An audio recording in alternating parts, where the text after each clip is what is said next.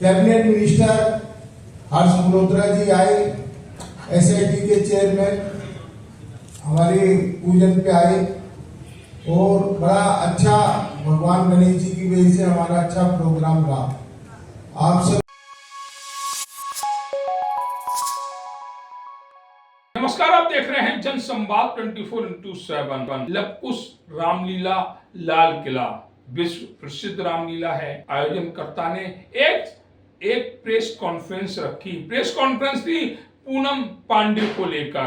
वह पूनम पांडे जो रामलीला में मंदोदरी की भूमिका निभाने वाली थी, इसको लेकर काफी आपत्तिजनक बातें सामने आई, जिसके चलते लवकुश रामलीला कमेटी के आयोजनकर्ताओं ने एक प्रेस कॉन्फ्रेंस रखी, जिसमें बताया गया कि अब पूनम पांडे मंदोदरी का रोल नहीं करेंगी। उन्होंने बताया कि पूनम पांडे अपने आप में सुधार लाना चाहती, जिसके चलते उन्होंने मंदोदरी की भूमिका स्वीकार की। लेकिन अगर समाज को स्वीकार नहीं है तो पूनम पांडे अपने इस अभिनय से दूर रहेंगी, मंदोदरी का रोल नहीं करेंगी। क्या कहा प्रेस कॉन्फ्रेंस ने लवकुश रामलीला कमेटी के आयोजनकर्ताओं ने, देखिए इस विशेष रिपोर्ट में। हुए बंधुओं का लवकुश रामलीला कमेटी लाल किला मैदान की ओर से स्वागत करता हूं। बंधुओं, हमारे लिए बहुत ही खुशी की बात है कि आज दिल्ली राम में हुई थी। दिल्ली के अंदर लगभग 800 छोटी बड़ी रामलीलाएं इस वक्त दिल्ली के अंदर हो रही हैं और इस बार दिल्ली सरकार ने भी दिल्ली की रामलीलाओं के लिए सिंगल विंडो सिस्टम किया, दिल्ली पुलिस का लाइसेंस भी समाप्त किया। हम दिल्ली सरकार की भी जो उन्होंने इस बार इलेक्ट्रिसिटी के अंदर जो हम मीटर लेते थे, उस मीटर की सिक्योरिटी भी 25% कर दी है, 75% घटा दी गई है। इसके साथ साथ जितने डीडीए के दिल्ली के अंदर ग्राउंड थे, डीडीए के ग्राउंड्स के अंदर भी जो मेला 25% के अंदर लगता था, वो स्थान बढ़ाकर 40% कर दिया। डीडीए की जो सिक्योरिटी 20 रुपए मीटर थी, वो घटाकर 15 रुपए मीटर कर दी है। हम दिल्ली की मुख्यमंत्री माननीय रेखा गुप्ता जी का भी धन्यवाद करते हैं कि दिल्ली सरकार ने सिंगल विंडो सिस्टम्स करके और डिस्ट्रिक्ट वाइज डीएम को अधिकार दे दिया और एक सिंगल एप्लीकेशन से दिल्ली की 800 रामलीलाओं को, दुर्गा पूजा कमेटियों को परमिशन मिल गई, बिजली के मीटर मिल गए और दिल्ली के अंदर कल से रामलीलाएं बहुत ही शांतिमय तरीके से दिल्ली के अंदर प्रारंभ हो गई। हम दिल्ली पुलिस के आयुक्त से भी हमारा श्री रामलीला महासंघ का शिष्टमंडल मिला और उन्होंने भी कहा कि दिल्ली में इस बार थ्रेट है, लेकिन उसके बावजूद भी हम दिल्ली पुलिस पूरे तरीके से सतर्क है। हम रामलीलाओं के अंदर पूरी डिप्लॉयमेंट कर रहे हैं और रामलीलाएं बहुत ही शांतिमय तरीके से होंगी। दिल्ली में किसी प्रकार की कोई भी अप्रिय घटना नहीं होगी। तो हमें इस बात का तो बहुत सुकून है कि दिल्ली पुलिस और दिल्ली सरकार की ओर से हमें पूरी सुविधाएं इस बार रामलीला कमेटियों को मिल रही है। लवकुश रामलीला कमेटी हमेशा कुछ ना कुछ नया करती है। इस साल भी हमने फिल्मी दुनिया के अनेक कलाकार लवकुश रामलीला कमेटी के अंदर अपना किरदार निभाने के लिए आ रहे हैं, जिसमें विशेष रूप से राम, लक्ष्मण, सीता, हनुमान, रावण, ये सभी किरदार ऐसे हैं कि जो इस बार लवकुश रामलीला कमेटी के अंदर अपना किरदार निभा रहे हैं। और ये ऐसे मंचे हुए कलाकार हैं जहां सीरियल्स में इन्होंने कहीं ना कहीं राम का, सीता का, कृष्ण का या रावण का कहीं ना कहीं किरदार किया है। इसी संदर्भ में हमने माननीय मनोज तिवारी जी जो हमारे सांसद हैं उनसे अनुरोध किया था, तो वे भी इस बार की रामलीला में भगवान परशुराम का किरदार निभा रहे हैं। इसके साथ साथ राजेश पुरी फिल्म स्टार हैं, वो भी राजा जनक के मंत्री के रूप के अंदर अपना किरदार निभाएंगे। शंकर साहनी जो कि सिंगर हैं, वो केवट के रूप के अंदर लव कुश रामलीला कमेटी के अंदर अपना किरदार निभाने जा रहे हैं। हमें सबसे ज्यादा खुशी इस बात की है कि हमारे जितने भी कलाकार हैं, चाहे वो फिल्मी दुनिया के कलाकार हैं, एनएसडी के कलाकार हैं, हमारे लोकल कलाकार हैं, हमारे डांस ग्रुप हैं, चाहे हमारे मेकअप करने वाली टीम मुंबई से है, ड्रेस की टीम हमारी सारी मुंबई से हैं, तमाम ड्रेसेस वहाँ से तैयार कराई हैं। लेकिन रामलीला जो है आज पूरे विश्व में आप लोगों के जरिए जा रही है।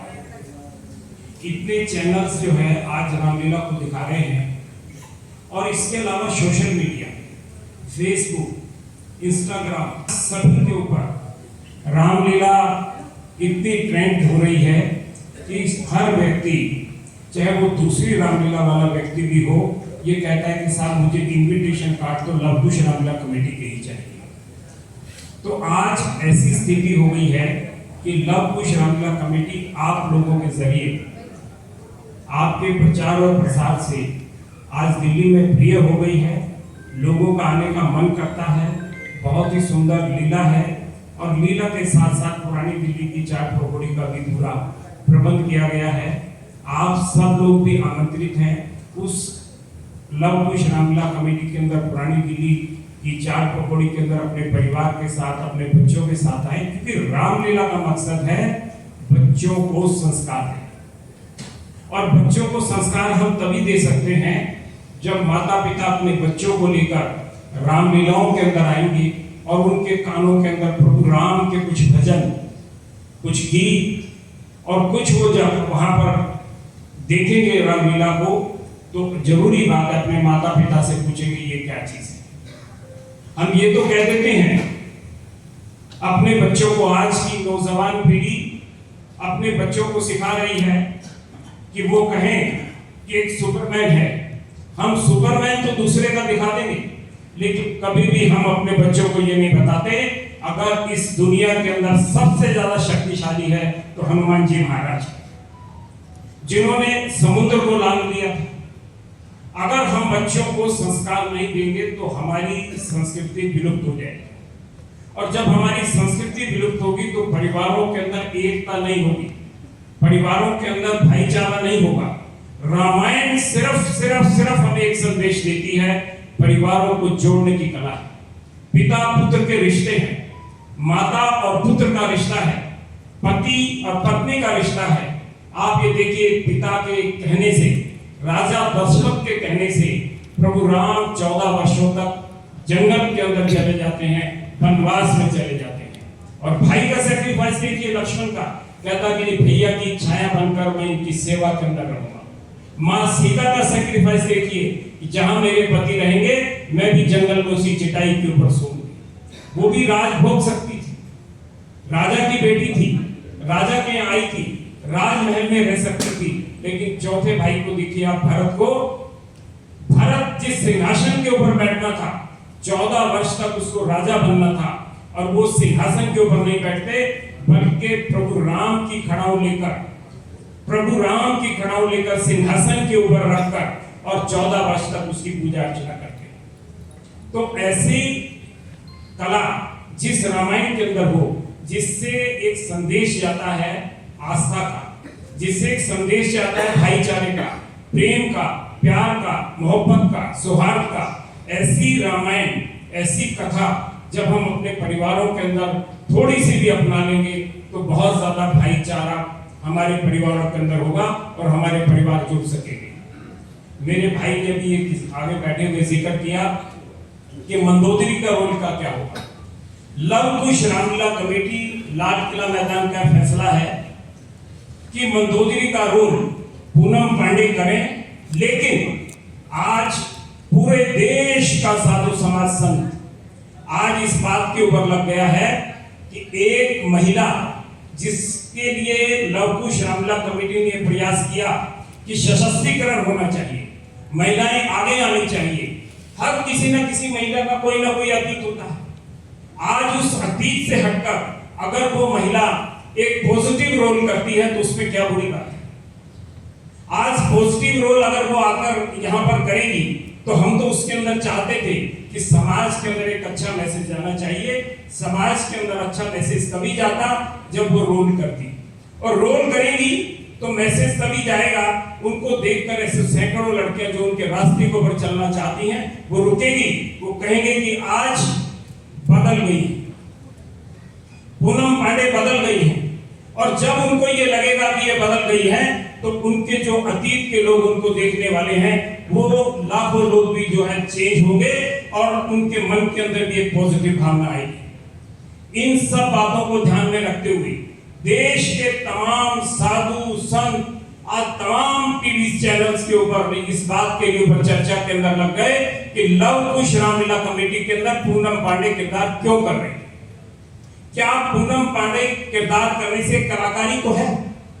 मात्र एक कलाकार के किरदार करने से अगर जन भावना को ठेस पहुंचती है, मात्र एक कलाकार, क्योंकि 500 कलाकार काम कर रहे हैं, एक कलाकार के काम करने से अगर ऐसा मैसेज जाता है जिससे कि समाज के अंदर बढ़ता हुआ दिखाई दे, ऐसा लगे कि सनातन धर्म के अंदर संत बट गए हैं, सनातन धर्म में संस्थाएं बट गई हैं, सनातन धर्म के अंदर आस्था कम हो गई है, तो लव कुश रामलीला कमेटी इस काम के लिए नहीं है कि हम किसी की चोट पहुंचाएं।